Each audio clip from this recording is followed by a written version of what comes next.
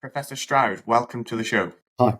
So, after studying and working in medicine as a younger man in 1984, you were then the doctor in the footsteps of Scott Antarctica expedition. How did that come about? What was it about Antarctica that piqued your interest? I mean, in many ways, I did medicine with a view to travel. I had a upbringing with my father that would take me to the mountains and overseas, for that matter, with the family. And then I had a gap year and went out to the Himalayas and did some trekking out there, which was interesting in itself. So I decided to do medicine with a view that I could be an expedition doctor. And after I qualified, I first went to Antarctica with British Antarctic Survey as a doctor and saw the place. And like most people that see it, fell in love with it. And I also met this guy, Robert Swan, who had this idea that he would follow in Scott's footsteps. Scott was a sort of hero of his, and do a man hauling expedition, hauling supplies to the pole. But Scott had used a whole support team of logistics. It didn't work very well because he failed in his mission, but he had tractors and he had dogs and a whole bunch of men that would lay out depots and things. Whilst to do that today would be an amazingly difficult undertaking, actually, just because of the sheer numbers involved, but you could do it with ship and things. But Robert met on the British Antarctic Survey, not only myself, but a guy called Roger Meir, a professional climber who was into climbing big mountains, alpine style, just what you could take with you. And Roger said, well, we could do it like Scott did it. That should be straightforward enough. But what can you do without the help of any other men, animals, or machines, just going with what you can take with you? And he thought, everyone at that time thought, I think, that there was no way you could do a to-fro trip to the South Pole or across the Antarctic in such a lightweight mode. But a one-way journey unsupported to the South Pole with a flight out once you got there would be a world record-breaking challenge. They set that up and they invited me to come down as the doctor, not to go on the trip itself, but you had to, at that time, if you're doing an Antarctic expedition, overwinter beforehand. You could only get in by boat. That was too late in the year to do the trip. You had to spend a winter in a hut, and they thought a doctor down there would be a good idea. You mentioned there how you came across Antarctica and were just mesmerised by it. And obviously you've spent a lot of time down there in subsequent years. Was it the natural beauty of Antarctica that enthralled you, or was it the challenge that it represented? I think it's both. It is stunningly beautiful. The ice itself, the sea and the ice combined, the wildlife in the summertime, and the skies. The skies are outrageous, partly because they're so big, but also because the weather systems and things are so dramatic. And both in the particularly late summer, early spring, the low light because of course it's dark in the winter itself, but in the darkness you've got the southern aurora and things. So it is stunningly beautiful. And then there's both the challenge it represents in terms of, there's so much you could do down there, and so little has been done, even now, to be honest, but certainly then. And it's also the isolation, I suppose. I'm not someone that particularly likes being completely alone, but to be in such an isolated place, away from all of life, it's like it's like going to another planet. And that is interesting, both in terms of living on another planet for however long, and for that matter, thinking about your planet back home whilst you're there, which is also fascinating.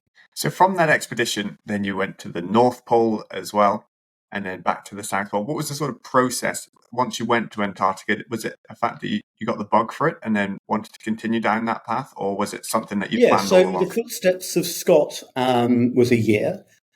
We were down living in a small hut, 5 of us, for the year, with 3 going to the pole and myself and one other sort of in support, not in support on the journey, but over that year.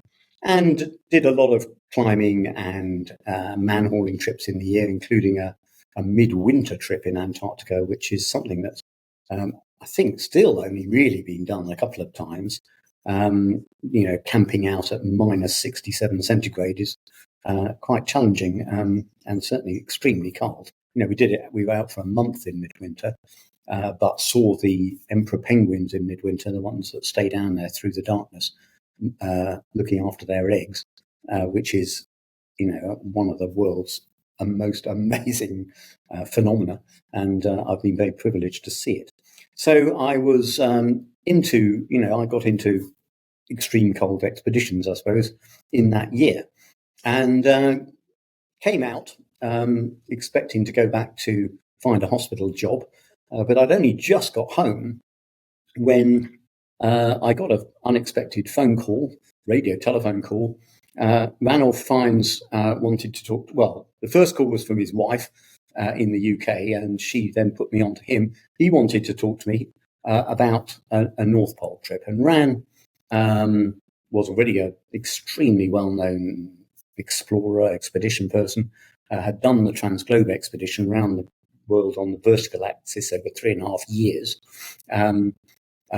travelling across the South and the North Pole. But his polar trips have been done with the aid of aircraft bringing in or dropping supplies, skidoos, etc. And he wanted to see if you could do up north what my colleagues had just been, by that stage, Footsteps of Scott, finally succeeded down south. They had walked to the South Pole with no support. Could you walk to the North Pole with no support? The bloke that was going with him dropped out at short notice for personal reasons, and Ran needed a new partner.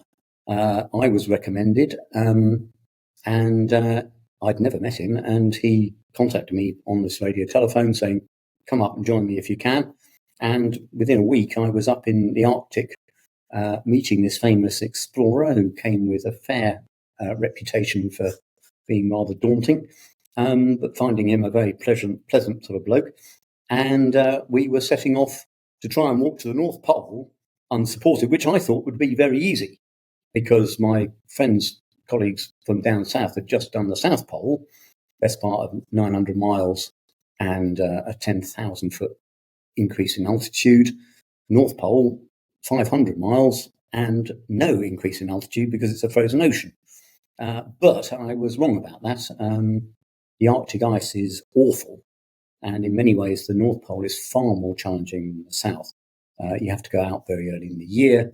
The ice breaks and opens, so you've got open water problems, which have increased ever since, of course, with global warming. But worse than the opening, actually, is the closing. They close up again. You get pressure ridges, which can be the height of houses, and all blocks of ice, football to bus-sized. And you've got a sledge weighing hundreds of pounds that you have to manhandle through these obstacles, and there's thousands of them. In fact, we never managed in 4 attempts, I think it was, to do an unsupported trip to the North Pole, but we did pretty well by most standards. Certainly broke several records. And then it was arguably completed. I won't go into the debate about whether it was really an unsupported trip, but a couple of Norwegians got there. And so Ran and I turned our attention back to what else might be done on a sort of polar expedition front and looked at Antarctica and thought, could you cross that without support and double the longest unsupported journey ever made? And with these expeditions, some are a year long and others are several months long. How do you balance achieving these expedition goals whilst also having a life at home? Do you have to be quite single-minded in the pursuit of that?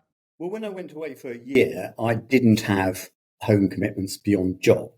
And I viewed expeditions and that aspect of my life as at least as important as my medical career. So, yeah, I was single-minded enough, if you want to call it that, to head away for a whole year. When I, in many ways, unfortunately or fortunately, just before I left for that year, a few weeks before, I met my to-be wife, a Dutch woman called Thea. And so, I fell for her, and but was about to go away for a year. She, however, also fell for me, I guess, and so she decided that she would join the expedition ship, which was going to, well, to pick us up. She didn't come down to drop us off, but a year later it was going to pick us up, and she actually left her studies and became a crew member on that boat. With a view that she would come and pick me up at the end of my year, and indeed did so. The idea was then that we would spend a bit of time in Antarctica before, because the ship was going to come in twice to pick us up. First to take the guys out and the aircraft, and then to pick up our hut and things. And she and I were going to stay looking after the hut for a few weeks in the Antarctic summer. That was scuppered, literally, I suppose, by the fact the ship sank. It was crushed by ice. And so all of us found ourselves going out courtesy of the US Air Force, who were based out of somewhere fairly nearby in this area of Antarctica called McMurdo Sound. And so no one went down with the ship, and we were flown out back to civilization, arriving back in Christchurch in New Zealand exactly a year to the day from when we had left. Thea and I then travelled in New Zealand for a while and did some treks and things, and then headed home. And I got home and got this telephone invitation to head off to the north. Thea said, sort of fine. We'd been together for a few weeks, and I was going to be away for 2 or 3 months. And from then on, whenever I went away, the longest was going to be for 2 or 3 months. And I had Thea, and then we had kids. And it was she that had the tough part of this, staying at home whilst I went gallivanting off, saying, see you in a few months' time. And leaving her looking after the kids. She did get her own back once. She said, I'm going off and travelling in Central America, and you can take time off work and look after the kids. So I did do that, but she got the rough end of the stick. And when you're in these expeditions, how do you deal with the sheer intensity of them? Do you know, when you're in the Arctic or Antarctic, it was just you and Sir Ranulph Fiennes. You did everything together, you hauled together, you slept together in the same tent. There was no one else there. How did you deal with such intensity over such a long period of time and it not just turn into an absolute mutiny? It does put enormous pressures on you. There were lots of pressures in the year spent in that shed in Antarctica with 5 of us. And, at times there were significant blow-ups over differences of opinion or just the being stuck together in a very, very small building. Down there, we rectified it to a fair extent by three of us were following artificial day through the winter in the sense of getting up when the clock said, 7 o'clock in the morning, and going to sleep when it said 10 or 11 at night. Whilst 2 of us, myself included and Roger, we kind of free ran, which meant that we slept when we felt like it, and ended up probably largely being up at night, though of course it was night all the time. So we would often, there'd only be 2 of us in the hut whilst the other 3 slept as such. So that was one way of doing it there. On the trips I was to do in the Arctic and then the Antarctic, Ran, where we did an Antarctic crossing over 95 days. The answer was that most of the time, we pulled the sledges for 12 hours a day. And in those times, although we would take turns to lead, to break trail, because it made a very significant difference. So we would do 4 hours break, and 4 hours to do a 12-hour haul. And during those days, you were in your own head, in that although we might be close with one of us in front and one behind, the you can't really speak to each other wrapped up in stuff. And so you just tried to cope with the work, which was extremely sustained, by losing yourself in, I would think of every holiday I'd ever had and every person I'd ever met and every run I'd ever done and things like that, to try and take myself away from the grueling work of hauling hundreds of pounds across the ice. And then, in the tent, you were surprisingly busy trying to ensure that you did get, 6-8 hours of sleep in the 12-hour break. I mean, I know that sounds ridiculous, but to get the tent up and unload stuff and get into it, de-ice everything, it takes a long time on a small stove to melt adequate water from ice at minus 40, minus 50. So you're melting ice, you're cooking, eating, and trying to do it all and get to sleep. Medical problems, blisters, treating those and things.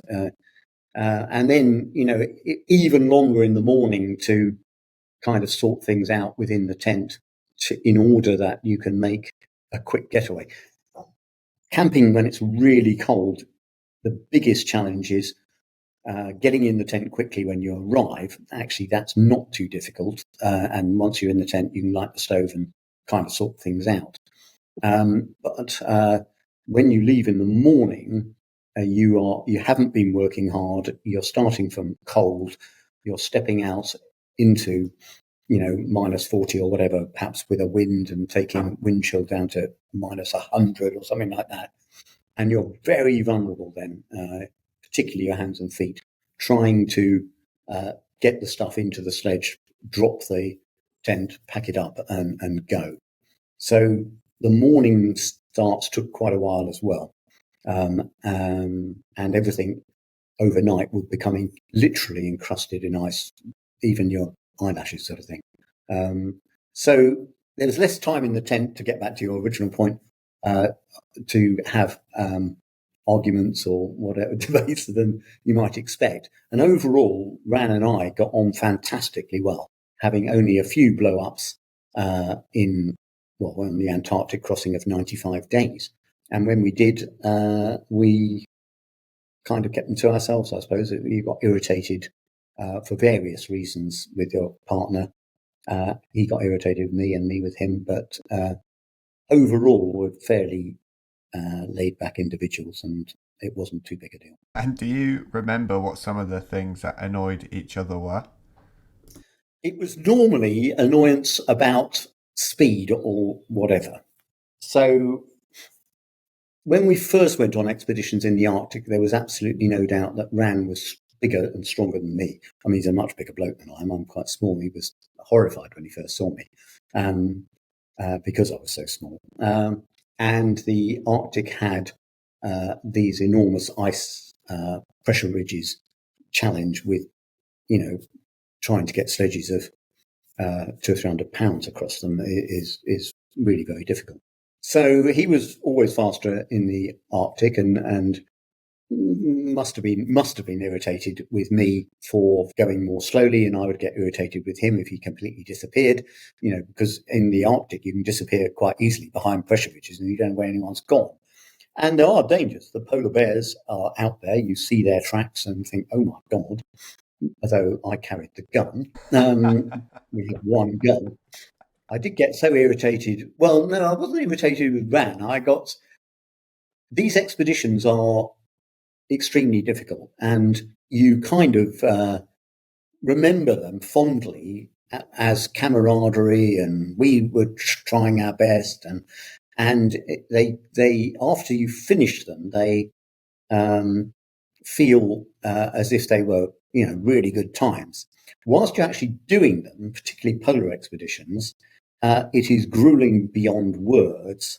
And very, very quickly after you start, usually within an hour or so, this is on day one, you remember and think, my God, why am I doing this? This is awful.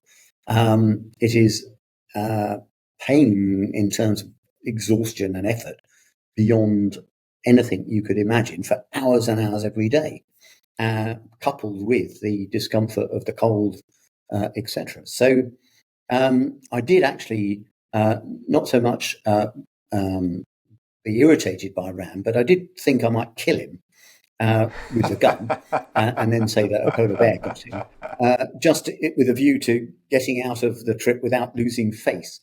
However, at the end of the day, get to the tent and, got the brew on and flapjack biscuit and cup of tea and some chocolate inside a somewhat warmer tent, or at least inside your sleeping bag, inside the tent.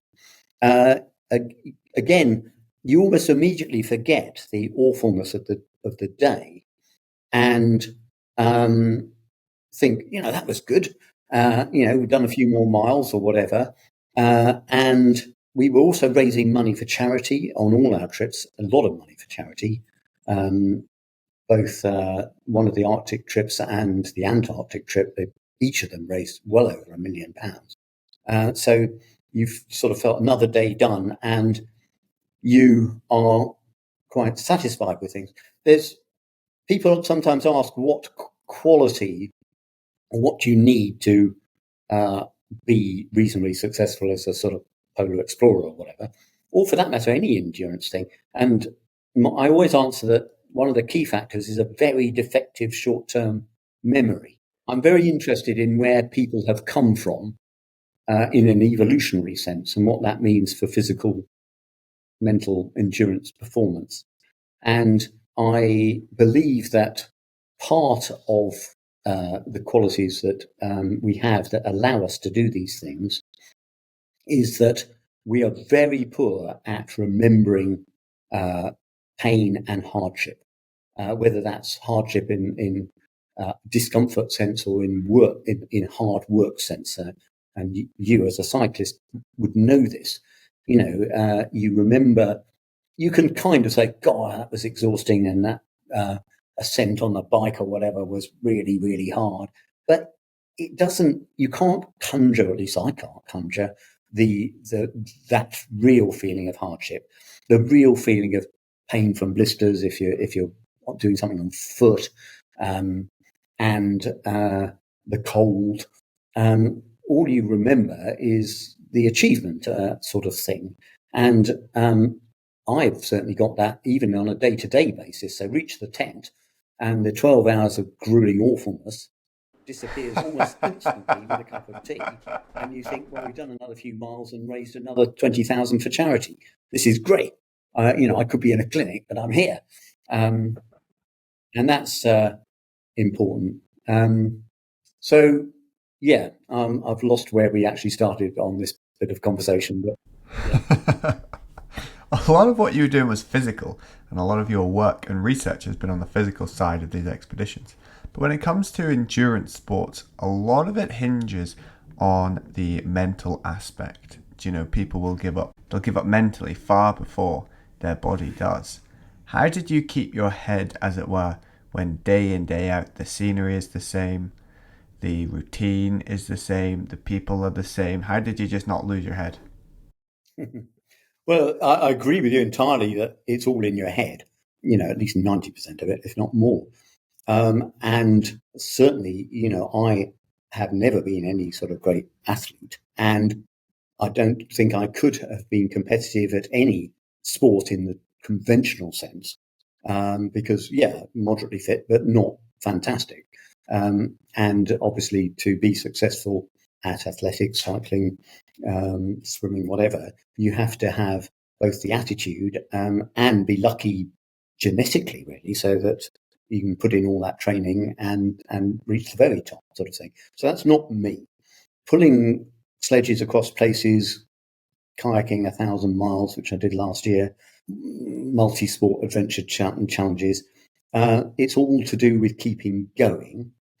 And oddly enough, I think we all have latent within us this capacity to keep going, which, to go back to my interest in where we've come from evolutionarily, as well as having defective short-term memories, and in my case, perhaps particularly defective, we've also got this enormous reserve, which we would call upon, this is we, humanity, in times of extreme hardship. So through our evolution, in Africa and then later spreading out of Africa, there would have been times when, there was damn all food and water, and you had to, in order to live, make enormous treks or whatever. And so there's this capacity that your body might say, I can't go on, I'm tired, but you can ignore it because you have to survive is in the background. And people like me, and in fact everybody that's into endurance type sports, have found that you can access that reserve voluntarily. If you think that walking across Antarctica is important or a good thing to try, then you can say to your body when it's whinging about how exhausted you are and you can't possibly go on, you can say, well, thanks for telling me, but, I need to go on or I want to go on. So that allows performance to go right through barriers of fatigue and pain even to maintain at least at a steady level, perhaps not at the highest level. That has other problems in terms of just the physiology of moving enough oxygen, etc., and build up of lactate or whatever. But in terms of endurance, you can go on way, way, way beyond what you might expect. And,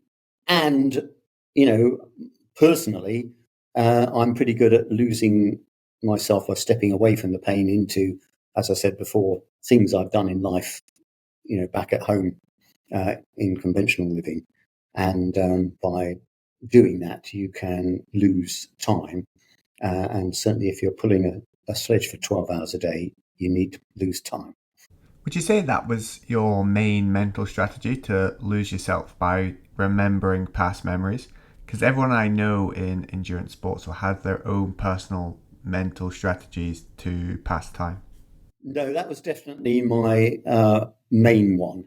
And I'd argue that probably sledge hauling, even, it's the main one, certainly in hauling sledges across polar wastes, because you can lose yourself. The only thing being, perhaps, if you are the one in the lead at the time, you have to try and stay on a bearing in order that you don't drift off one way or the other and make the whole trip longer. You want to, if you're going south, you want to be going dead on south, not a few degrees off it.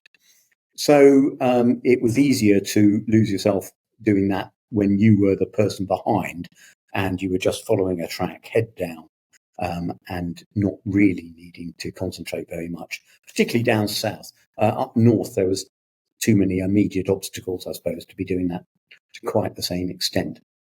But in Antarctica, that applies very well.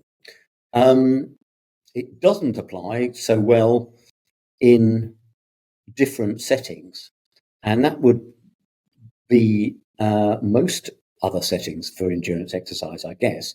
I mean, last year I did the Yukon 1000, which is the world's longest kayak canoe race, and needed to try and stay aware, because you're kayaking down a river, and if you hit something, and there are rocks and sandbanks and stuff, one, you might get stuck, but and waste a lot of energy doing things, but you might get turned over, or the boat might be holed.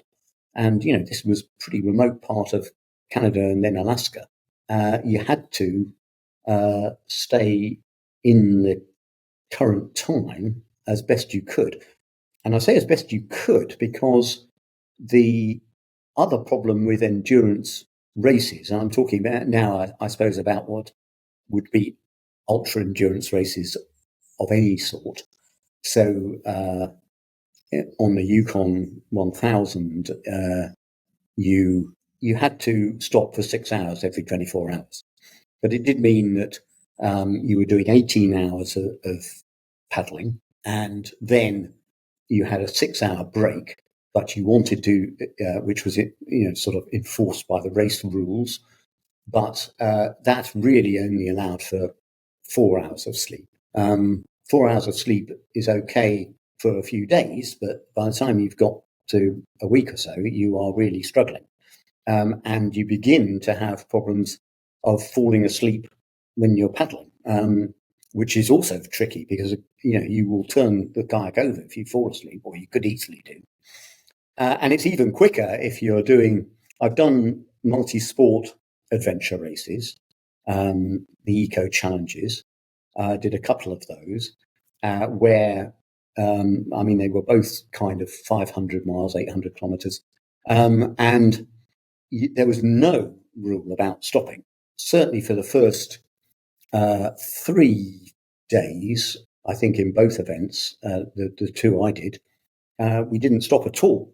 So you're getting up to 72 hours or more without any sleep at all. And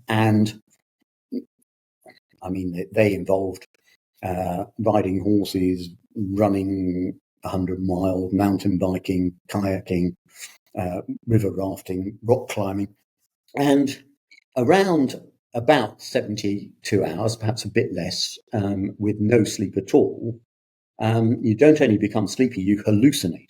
And that actually is amazingly good fun, I think.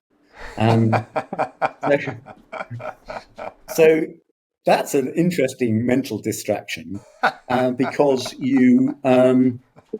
it's interesting, you hallucinate, but it's not, drug-induced hallucination, and you lose all sense of reality.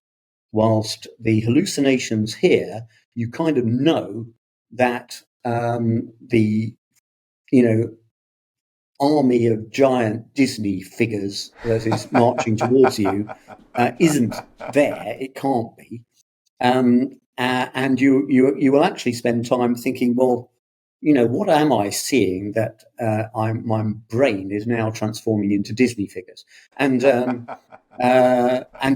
the Yukon last year, it didn't occur within 3 days because we were getting some sleep. But by day 5, 6, there were enormous numbers of pink elephants under the water at the bottom of the river, which was interesting, and giant nets of various sorts blooming out of trees, and enormous pieces of art on rock faces on the mountains. And I really enjoyed these things, but of course, whilst looking at the rock art, which isn't there, you might still nod off completely and fall off the boat. So, or turn the boat over. But nevertheless, hallucinations are another interesting element in some of these things that I've enjoyed and found helpful. What motivates a professor of 65 years who's done all these amazing things, he's a published author, to decide that he wants to jump in a kayak and paddle down a random river in the United States? Well, I took up sea kayaking because I was introduced to it by accident, sort of thing, and found that it was a wonderful thing to do. Kayaking around the coast is tremendous, both in terms of what you see and the nature of the exercise. And it certainly as I've become older, I've had to give up running. My joints won't take it anymore. I still cycle happily enough, and ski mountaineer sort of thing. But the kayaking is, if you like, particularly good for older individuals. You can do it, as it turns out, for 18 hours a day, for day in, day out. Though that did surprise me. I must admit, when I got convinced that we would go and do this Yukon race, me and a much younger friend, in a double kayak.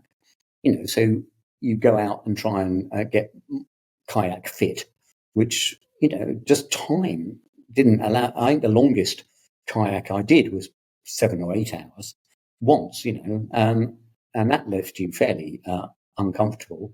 And I went to the Yukon thinking, well, can you kayak for 18 hours without your arms dropping off? Or I mean, you try not to use your arms, bizarrely enough. Kayaking should involve core muscles rather than arms.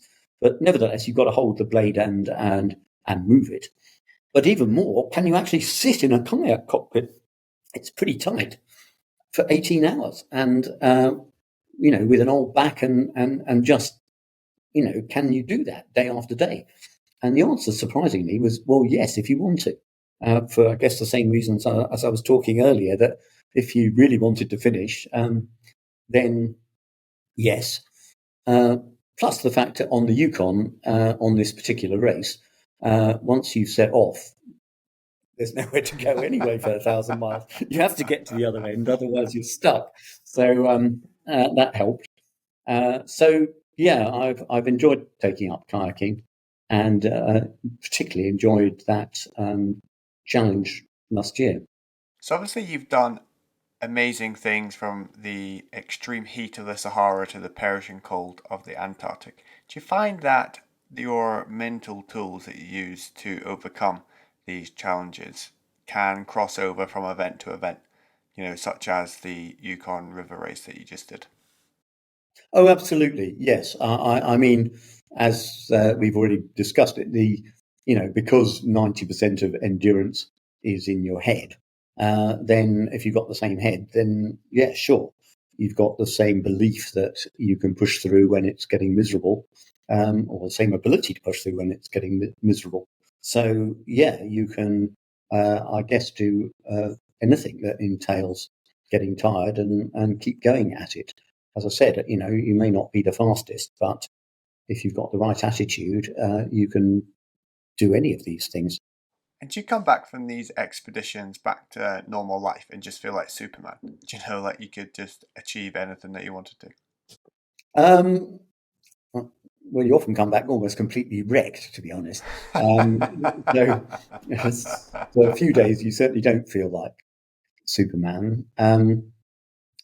But once you've discovered that, well, as I said before, once you've realised you can access this massive survival reserve that we've all got, I think, but most people don't ever find it as such. Once you've discovered that you can access that voluntarily, then yes, you recognise that you can do all these things, but don't regard yourself as super. The super people, athletes, are the ones that are winning Olympic golds because they've got super genes and put in a massive amount of time and training, which I don't have the head for, to be honest. So, I've never been someone to be able to drive myself harder and harder and harder for longer and longer and longer in the sense of getting to be as fit as I possibly could. That's a different mental strength, which I've not shown. What I've shown is that I can trudge or paddle or whatever for a long time because I found out that I can. And my view is that if I can, pretty much anyone could, is my guess. So, no, not coming back feeling like Superman. You do come back from isolation with a strange but short-lived feeling of, I suppose it's a sort of feeling of superiority when you look back, especially if you've gone away for a year or something, and you come back to normal life, and you sort of wander around looking at it almost from the outside. You've been to another planet, this completely different part of the world, lived in a completely different way, and come back as a sort of almost an external observer. And that's interesting, but it's pretty short-lived. It's a day, even if you go away for a year, within a few days, you aren't walking around as a visiting alien. You're back in normal life, and wondering perhaps what you can do next. Talking about going from isolation and then coming back, you've also spoken a lot about the body's ability to undergo hard labours and how that's at odds with our modern sedentary way of living. What would be then your take on the rise of obesity across the developed world, given that we can access this survival mode in which we can go for so long on such little fuel? Yes, I mean, the epidemic of obesity and the ill health that goes with it is terrifying.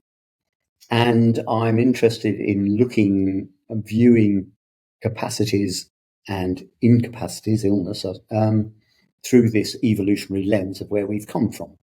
Throughout our evolution, at least once we were what you might call hominids, so human evolution, we would have needed to exercise every day to find the food, and maybe to move with the seasons, etc. And so we are designed to exercise every day, and we feel better when we exercise, which I think is a physiological thing.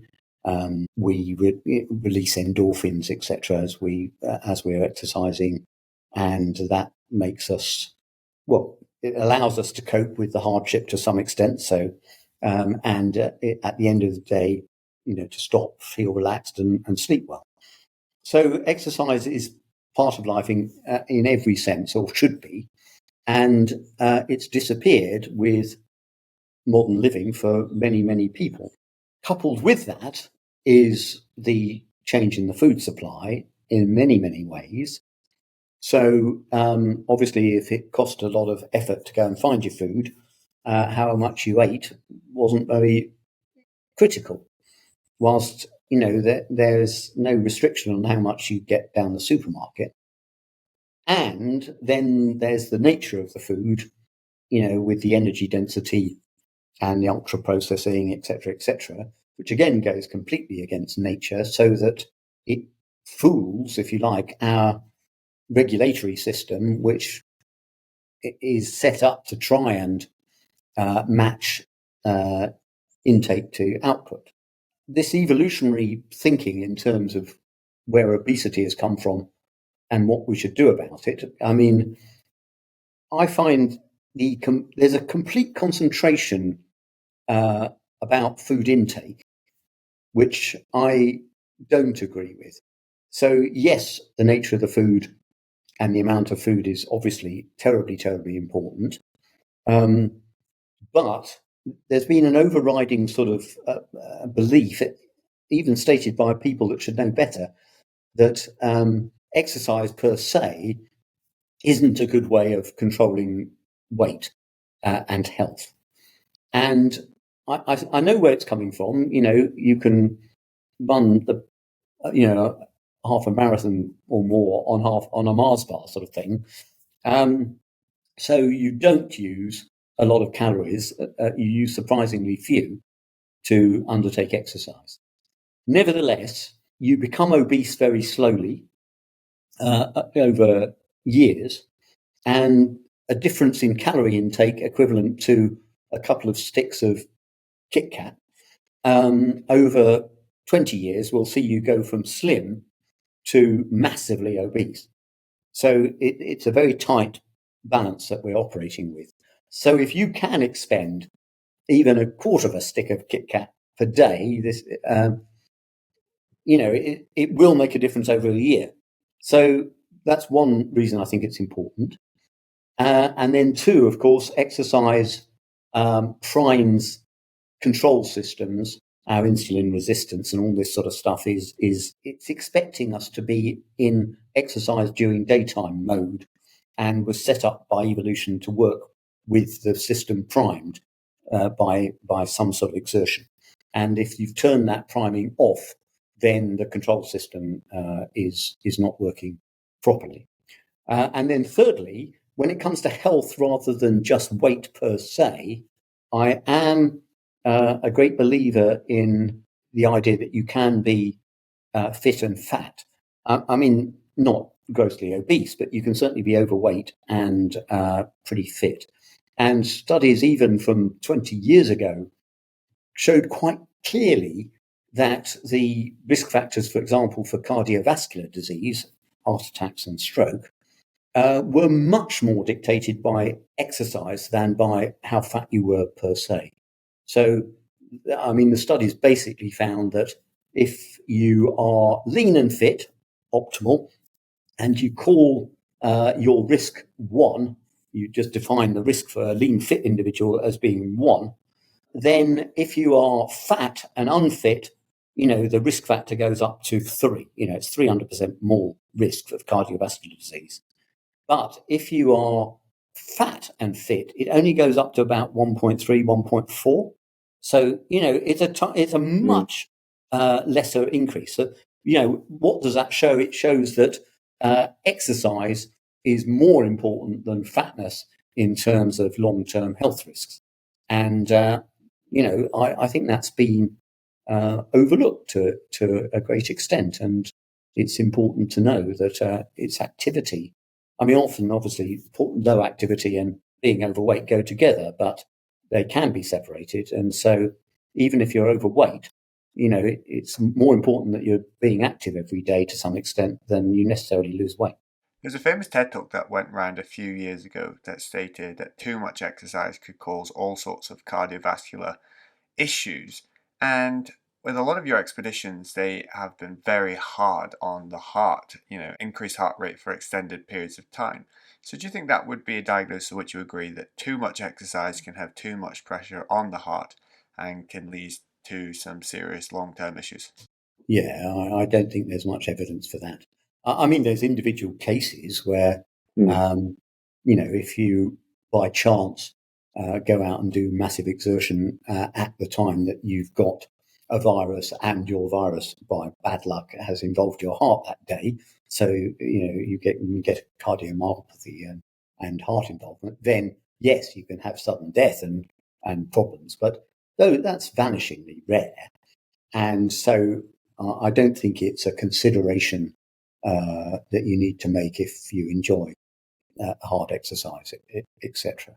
I mean, there's a separate problem, which is injury, which is, obviously a big deal for everybody that's involved in sport and exercise, by which I mean musculoskeletal type injury. There's no doubt that it takes longer to accustom, train up, whatever it is, joint and tendon than it does to attain better cardiorespiratory type fitness. If you overdo it too quickly when you've taken up some sort of activity, then you can harm yourself in a musculoskeletal sense. And then, of course, there's musculoskeletal exercise sports, which go against nature or evolution in a sense. We are not designed to have studs on our boots and spin round, with incredibly powerful musculature of a footballer and rip your knees to shreds. That's not part of our evolutionary heritage. So, in that sense, again, sport can be harmful. But I think getting back to your original issue about kind of the heart and things, no, I think that's overplayed. And looking back at the training that you did for, your expeditions, the 7 marathons that you did across 7 days, of all the research that you've read today, is there anything in which you would change in your training if you were to go back and do it all again? Well, I said earlier that I'm not someone that's very good at training, and I'm also someone that's not. I mean, probably because I'm not a natural enough good athlete, or I'm not particularly interested in sort of personal best times and things. So I have never, been doing challenges with a view that I must try and win, I must try and break my own record or whatever, beyond the record of in the sense of how far north could we get unsupported in the Arctic?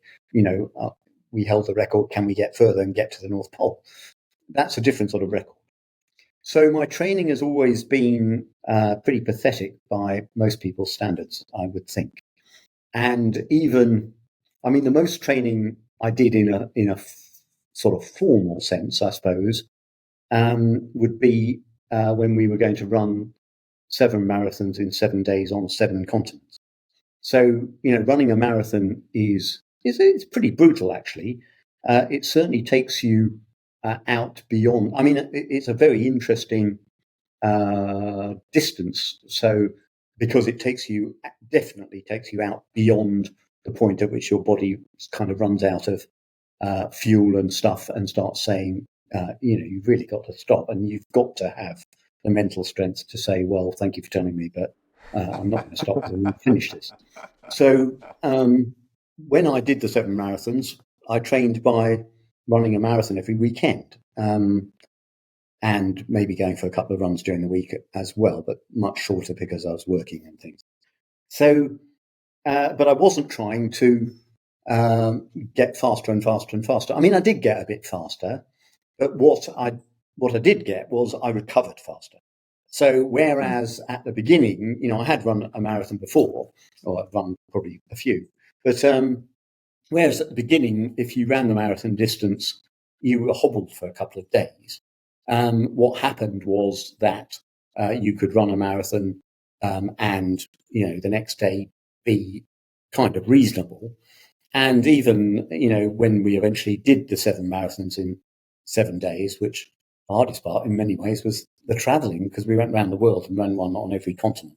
I finished the New York Marathon on the Saturday or Sunday that it was on and flew back overnight and went to work because I'd only taken just over a week off.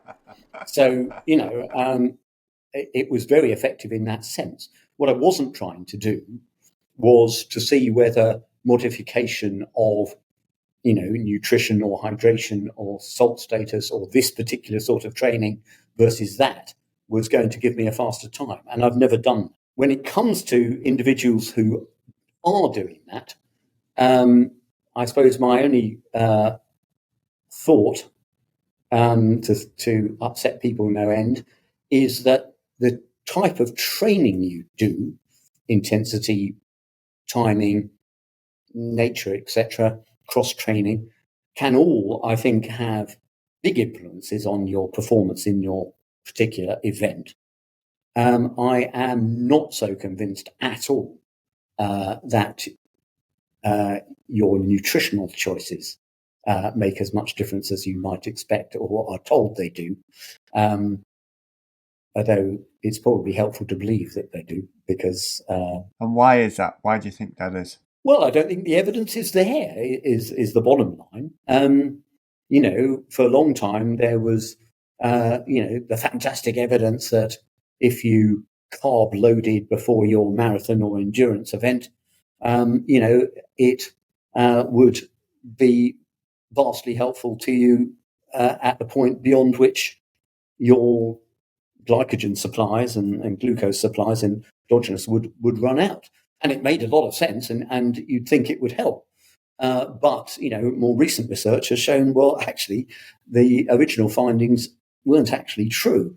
There were tiny effects in not very well-trained athletes. And, the evidence from the studies, I think, is remarkably disappointing. And the same goes for many of the nutritional supplements, etc.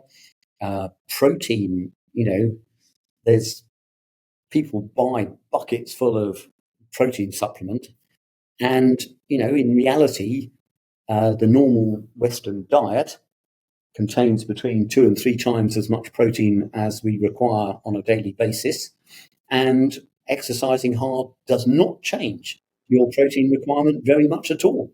So there's still plenty if you just eat normally, sort of thing. So, my belief is you're probably wasting your money on the protein supplements. I mean, there is some evidence that they're helpful in the elderly, frail individuals whose protein metabolism doesn't work as well as when they were young. But that's where most of the evidence of benefit comes from. So, I'm endlessly disappointed by the studies that, are taken to heart by enormous numbers of athletes, but which I think are a bit dubious myself. And you've also done some work with the MOD researching what soldiers need nutritionally when on deployment. Could you tell us about that, or would you then have to kill us? I mean, the research I did was more to do with climate exposure, etc., than nutritional needs and things. I mean, I did do some work on nutritional needs.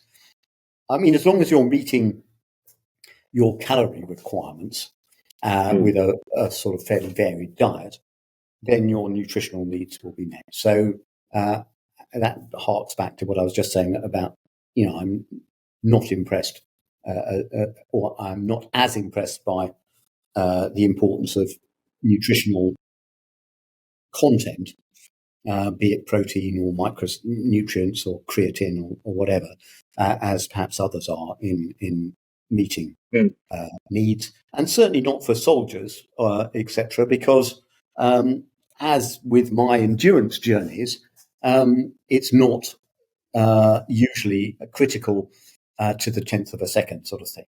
So if any nutritional benefits can be accrued by interventions with supplements or whatever, then they are at a tiny level, which are not important for most of us. Maybe that, at the top of elite sport, there might be something in it, but it's not much. Training is much more important. So in the nutritional type sense and their needs, not much. But I did do research on, well, in particular, for example, way back, but in the first Gulf War, I was in charge of research on thermal issues, meaning exposure to heat. And it was quite clear that heat exposure was going to be very, very important. And what could you do about it? And the answer is you had to be incredibly careful about the work levels you did in hot environmental conditions, varies with humidity, etc. But, it would kill you, particularly if you were wearing protective clothing. So in the Gulf War, there was people were wearing NBC protection, nuclear bacterial chemical protection, which is incredibly hot clothing, and doing hard work. So, did studies with things like, could you be reloading a gun with heavy shells? The shells weighed 50 kilos and things like that, at speed, at pace in the Iraqi summer, wearing this clothing? The answer, no, you'd be dead in 20 minutes and overheating. What could you do about it? Well, the answer was not do it. So it was that sort of thing. And the same with cold, and particularly cold water exposure for people who being shot down in aircraft or helicopters, going into cold water, and what protection you needed there, etc. Where you can protect yourself, it's much easier to protect yourself from cold with appropriate clothing than it is from heat, because unless you have an active refrigeration system, which isn't practical in most circumstances. Well, I feel like I could pick your brains for hours, but I just want to say, Professor Stroud, thank you very much for coming on to the show. Pleasure. Thanks for inviting me.